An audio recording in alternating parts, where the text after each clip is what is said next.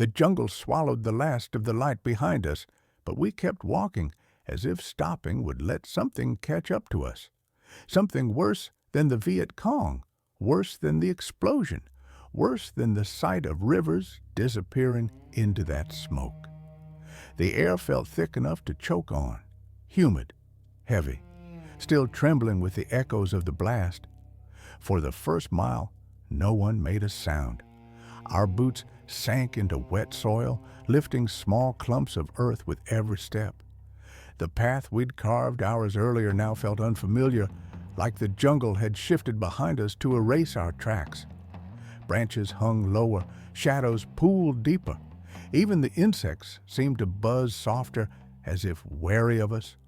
Price led, moving with a mechanical steadiness that didn't look human. His silhouette was rigid, shoulders squared, head forward. Not once did he wipe the soot from his arms or the splinters still embedded in his sleeves. He walked like a man dragging chains none of us could see. Behind him, Ellis walked with both hands shaking. The medic's hands never shook. He'd patched men under fire, sewn wounds in helicopters, pulled shrapnel out of screaming soldiers without losing a breath. But River's blood, still dark on his fingers, made them twitch uncontrollably. Harper scanned the trees with the eyes of someone who'd done this longer than any of us. His rifle moved with him like it was part of his body. Every few steps, he'd stop just long enough to listen, breath shallow before moving again. His jaw was clenched so tightly that I could hear the faint grind of his teeth. Cruz stayed close to me, whispering prayers under his breath so quietly they sounded like insects buzzing. His rosary swung with each step, tapping softly against his chest. Danny? Danny was coming apart in real time. His breathing was sharp, uneven. His boots dragged. Twice he stumbled on nothing at all, catching himself on nearby trees. The explosion had shaken all of us, but Danny was 19, with a mother who wrote him weekly and hands too gentle for this place. He wasn't built for booby traps, for seeing blood spray across dirt floors, for hearing men scream. I walked behind him, sometimes close enough that I could feel the quiver in his shoulders. I wanted to say something, anything, but the words stuck in my throat. I had nothing to offer except silence, and silence felt heavy enough to drown in. A few hundred yards in, Harper finally whispered the thing we were all thinking. "They're watching." His voice was low, barely audible through the humidity. Price didn't turn around. He didn't need to. He simply lifted his left hand and made a small circular motion, a signal to spread out just a few more feet. Not too much, just enough to make us harder to hit if someone triggered another trap. We widened our formation. Every sense sharpened, every twig snap had meaning, every rustle felt like a threat. The jungle around us didn't breathe, it waited. After a while, Danny whispered, "Why didn't they attack again?" Cruz answered before Harper could, "They didn't need to." The simplicity of the words hit harder than a bullet. Danny's steps faltered. I swallowed. They wanted us scared, hurt, slowed down. "And it worked," Ellis muttered.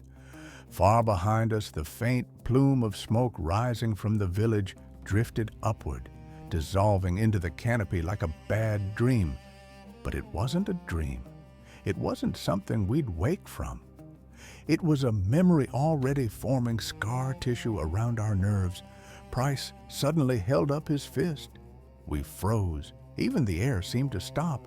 A faint creaking sound drifted through the trees, wood under shifting weight. I felt my heart sprint, muscles tightening. But this time, after a long, breath-crushing pause, nothing followed. It was probably a branch or an animal, or the jungle exhaling something older than any of us. Still, no one relaxed. Price motioned forward again. The second mile felt longer than the first. My legs burned, my shoulders ached from the weight of my gear. River's scream echoed through my head in a loop, mixing with the blast. The sound of collapsing wood, the crackle of flames. Guilt clung to me like humidity. You don't realize how loud silence can be until you march with men who have no tears left to cry. By the 3rd mile, darkness took over completely. The canopy closed above us, turning the world into a tunnel of shadows. Harper took out his red lens flashlight, barely a whisper of light, just enough to keep us from walking off the trail. It painted our boots in a muted glow, never rising above ankle height. Danny whispered, "I keep seeing it." "The explosion?" I asked. "No, River's face." His voice cracked. He looked at me like he thought it was my fault. "It wasn't," I said instantly. Danny didn't look convinced. "Price saw it first," Cruz added. "You didn't do anything wrong." Danny closed his eyes for a moment as he walked, as though trying to erase a memory he couldn't outrun. We crossed a narrow stream, water almost black in the night. The smell of mud rose thick in the air. Harper made us halt afterward for a quick head count, not because he thought someone had gotten lost, but because when you walk through trauma, you need to make sure the people around you are still real. 5, he whispered. "We're good." But something about the way he said good made it sound like a lie. Price slowed for the first time when the ground began to incline. The ridge was steep, uneven, always worse coming back than going down. Roots twisted beneath our boots like gnarled hands tugging at our ankles. Sweat dripped down my back, pooling against my belt. The smell of smoke still clung to my clothes. Halfway up the slope, Ellis stumbled. I reached forward, grabbing his arm. "You okay?" He hesitated. Then, in a rare moment of vulnerability, he whispered, "I can still feel his pulse in my hands." Ellis didn't cry, didn't break. He just kept climbing. When we finally reached the crest, the jungle opened slightly, allowing a sliver of night sky to peek through. Stars scattered above us like tiny fires. The moon was hidden, but its presence felt close. Price stopped. Then he said something I'll never forget. "Don't look back." We didn't ask why. We just didn't. But the truth? None of us wanted to see the valley again. Not that night. Maybe not ever. As we started down the final stretch toward base, something inside me shifted. Not a crack, not a break. Something quieter. Like a soft tearing sound you only hear when the world gets still enough. That's when I realized something important. The jungle hadn't taken a piece of me today. It had taken one yesterday, and one the week before, and one during training. And today it simply took another. Survival was not a victory. It was a tax, a toll, a fee collected in silence. By the time the faint glow of the base perimeter lights shimmered through the foliage, Danny's breathing had evened out. Cruz's prayers had slowed. Harper's rifle had lowered an inch. Ellis had wiped his hands on his pants so many times the fabric was stained stiff. And Price finally sheathed his knife. When we reached the wire, the familiar hum of generators washed over us like a strange, unwanted comfort. Soldiers passed by without looking. No one asked about Rivers. No one asked why we returned with blood on our sleeves. In Vietnam, you didn't ask questions you weren't ready to know the answers to. Mallory stood with his arms folded, watching us approach. His eyes flicked over each of us, searching, scanning. "Where's Rivers?" he asked. Ellis answered, voice steady but soft. "Dust off. He made it. Barely." Mallory nodded once, slow, heavy. "Get cleaned up," he said. "Debrief at 0500. Then he walked away, just like that. No congratulations, no welcome home, just orders. The weight of the day finally hit me all at once. My legs nearly gave out. My hands wouldn't stop shaking. My throat tightened around a breath that wouldn't come. Inside the tent, everything felt smaller. Harper dropped onto his cot and rubbed his temples. Cruz sat cross-legged and whispered a final prayer of gratitude. Danny curled onto his side, back toward us. Ellis cleaned his hands for the 10th time, to no effect. Price slipped into his corner, sitting in silence, back straight, eyes distant. He didn't lie down, didn't close his eyes. He sat like a man guarding something precious and dead. I pulled out Mary's journal. The page blurred as tears finally broke through the dam I'd built all day. And I wrote, "We walked out of the valley tonight, but not a single one of us walked out the same. Something stayed behind, something we won't get back." Morning didn't come gently. It hit like a slap. Bright light cutting through the canvas, shoving itself into my eyes before I was ready to face anything. My body felt carved from stone, every joint stiff, every muscle sore. For a moment, I forgot where I was. The images of the night before collided with the reality of waking up in the tent, and my stomach twisted. Harper sat on his cot, boots halfway laced, staring at nothing. His breathing was steady, but too steady, the kind that comes from forcing calm where none exists. Cruz was kneeling beside his bunk, rosary looped between his fingers, whispering prayers that sounded more like apologies. Ellis sat hunched forward, elbows on his knees, rubbing his face with both hands like he was trying to erase the memory of River's blood drying under his nails.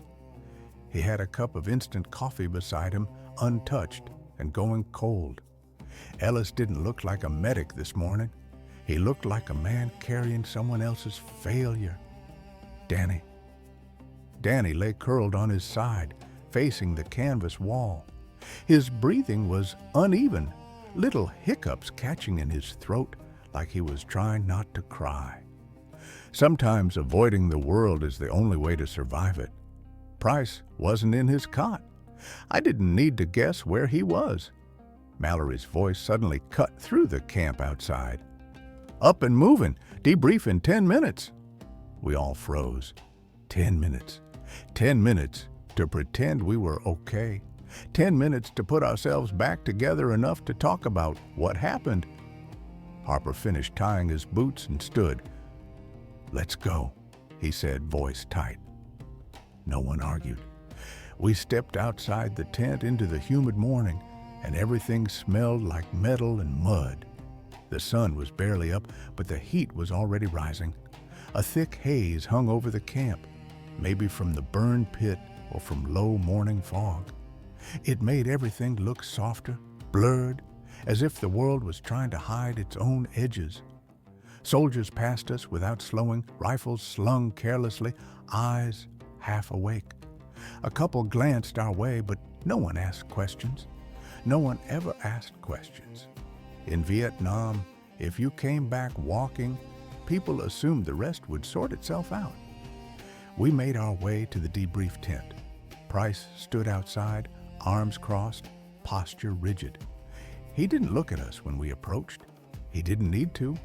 The set of his jaw told me everything I needed to know. He hadn't slept, not even a minute. Inside, Captain Hargrove sat behind a makeshift table, a single fan rattling beside him, pushing warm air around like it was doing something helpful. Mallory stood to the captain's right, arms folded, eyes on us. The air inside smelled like sweat, paper, and tension. "Sit," Hargrove said. We did. He didn't waste time. "Your report says Sergeant Rivers triggered a booby trap during the hut search." His voice was even, controlled. "Walk me through what you saw." Rivers. Just hearing his name reopened something inside me. Harper spoke. "First, we swept the perimeter, found fresh footprints. The hut with the door ajar looked staged. Rivers went in with Harper covering. I stayed outside with the others. The trap detonated immediately. Any indication it was meant for a specific target? Harper swallowed. Sir, it was meant for anyone. Hargrove nodded slowly. The VC knew that village was bait. They've been using abandoned sites more often. Pull civilians out, leave traps behind, saves manpower. My stomach twisted. Civilians, families, children, all gone before we arrived, forced out to leave a bomb in their place. Mallory stepped forward. This wasn't carelessness. This was patience. He looked at all of us, but his gaze lingered on me and Danny. They waited for replacements, fresh boots, anyone walking in blind. He wasn't wrong. Hargrove interlocked his fingers and leaned back. Sergeant Rivers is stable. He's being evacuated stateside. He won't be rejoining the platoon. None of us spoke. Price didn't move. Danny let out a breath so soft I barely heard it. Before he left, Hargrove continued, Rivers told medical he wanted Harper to take point until further notice. Harper blinked. Sir, that was his call, Hargrove cut in, and frankly, I trust it. You've got the steadiness for it. Harper straightened, but his jaw tightened. He didn't want this. He didn't want to sit in Rivers' shadow. No one did. Dismissed, Hargrove said. You have today to regroup. Patrol resumes tomorrow. Tomorrow? We weren't ready for tomorrow. But in Vietnam, readiness wasn't part of the equation. You moved or you died. We stepped out of the tent into the sunlight, blinking against the brightness. For a moment, none of us moved. Price was the first to speak. He shouldn't have gone in first. His voice wasn't angry. It was hollow. Harper looked at him. Price? No. Price shook his head slowly. I knew something was wrong. I felt it, and I didn't say anything. Cruz stepped forward. It wasn't your fault. But Price didn't hear him. He saved my life 2 weeks ago, Price whispered, voice trembling in a way I didn't think possible from him. Pulled me out of a trench after a mortar hit. I should have... He stopped, swallowed hard.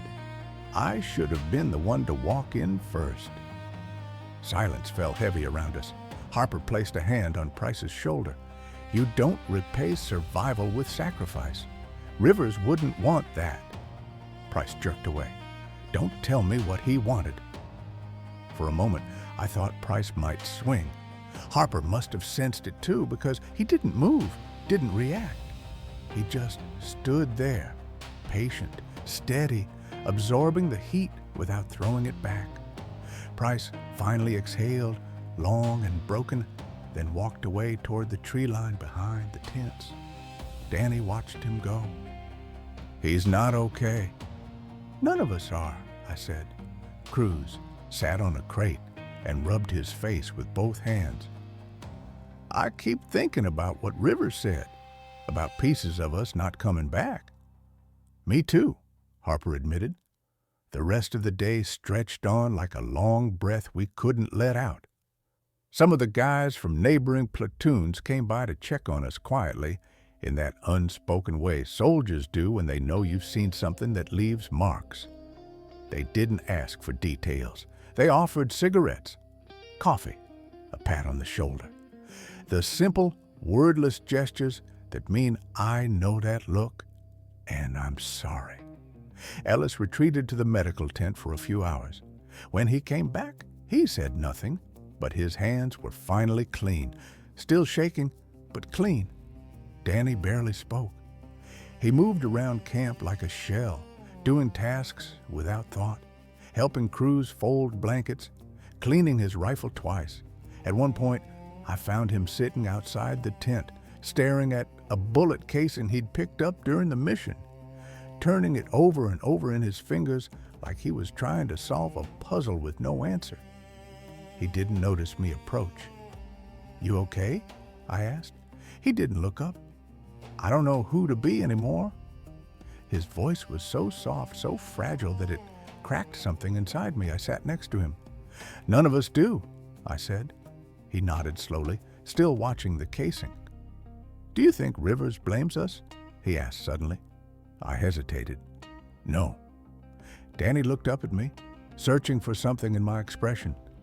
"Do you blame yourself?" I added gently. He didn't answer, and he didn't have to. As dusk settled over the camp, the air grew cooler but heavier. A soft orange glow seeped through the tents from the setting sun. Somewhere in the distance, soldiers were laughing at a joke around the mess hall fire. The sound felt wrong, too light for a world that had gone so dark for us. Harper gathered us before nightfall. "Perimeter watch rotates every 2 hours," he said. "But listen, tonight we stay sharp. I don't trust that valley." No one argued. We each grabbed our rifles, checked our magazines, tightened our boots. Night came fast, swallowing the camp in thick shadows. As we moved to our positions along the wire, I felt a strange sensation, like the ridge behind us was still breathing, still watching, still holding the memory of the explosion. I took my place at the southern edge. The jungle spread out in front of me like a wall of black. The air buzzed with insects, far-off artillery, and the low groan of the generator. I gripped my rifle tighter because the truth was finally settling in my bones. We had walked out of that valley, but the valley hadn't let go of us. Not yet. The jungle at night was never silent. Even on calm evenings, you could hear it breathe. Hissing insects, distant bird calls, branches shifting under hidden claws. But that night, sitting on the southern perimeter of the base with my rifle tight in my hands, the sounds felt different. They felt aware. It was as if the valley we'd escaped was stretching itself across the ridgeline, reaching toward us, refusing to let us go. My eyes adjusted to the darkness slowly. The tree line looked like an ocean, black waves of branches and leaves frozen mid-sway. Every flicker of movement made my shoulders tighten. The humidity clung to my skin like a second unwelcome uniform. I tried to steady my breath, tried to listen for the rhythm of normal jungle noise, but every time the insects buzzed in unison, I felt the echo of that explosion.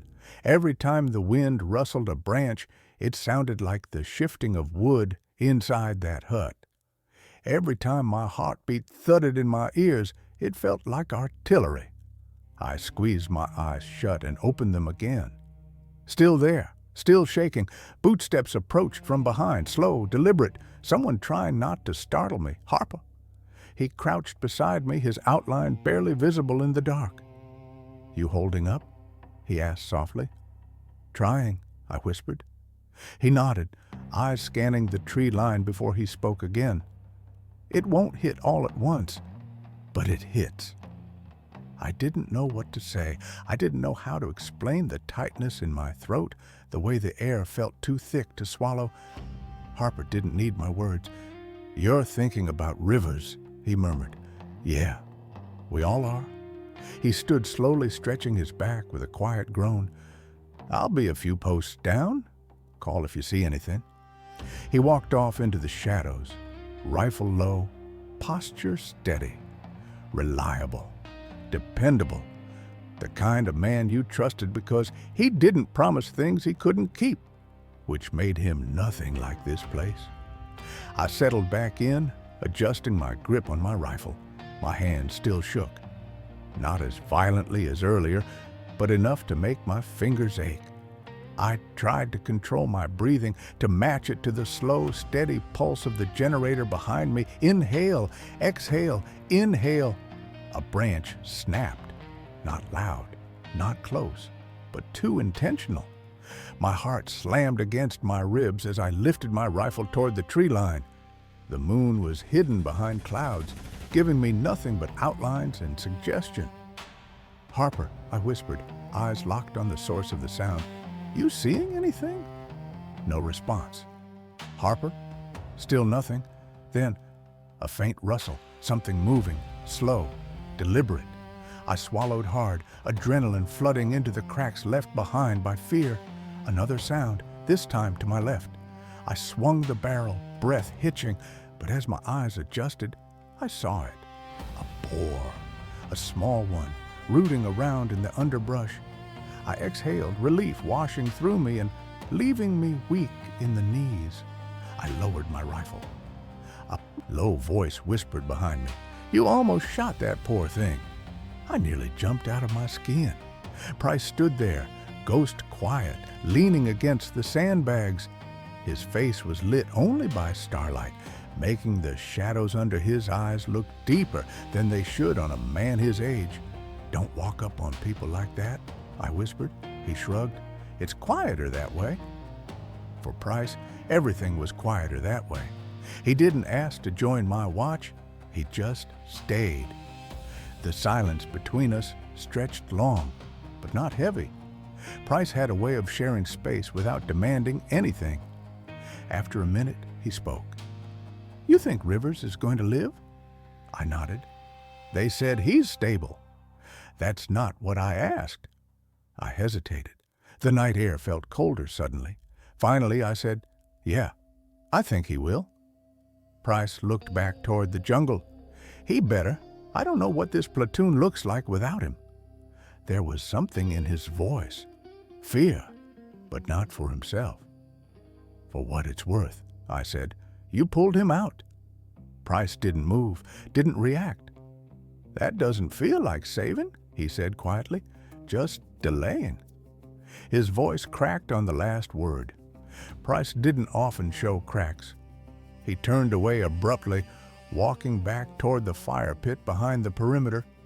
I watched him go, heart heavy. The man who once seemed carved from stone now looked like he was collapsing from the inside. Hours passed. The night deepened into something dense, almost physical. My shifts blurred together. My eyelids grew heavy. My thoughts grew muddled. I kept seeing the explosion over and over again. The orange flash, the collapsing wood, the scream, the smoke, Rivers disappearing. At some point, I'm not sure when, things changed. The jungle fell silent, completely silent. No insects, no birds, no branches, nothing. In Vietnam, silence was the most dangerous sound of all. My pulse spiked. I gripped my rifle so hard my knuckles throbbed. Harper appeared again, crouching low. "You hear it?" he whispered. "Yeah." He scanned the tree line, jaw clenched. "They're not out there. Something else is." "What?" He didn't answer. Instead, he made a motion that told me to stay low, stay quiet, stay alert.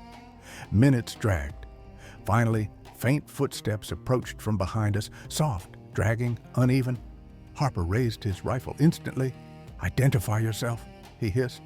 A silhouette stumbled into view, hands raised. Danny. His eyes were wide, terrified, unfocused.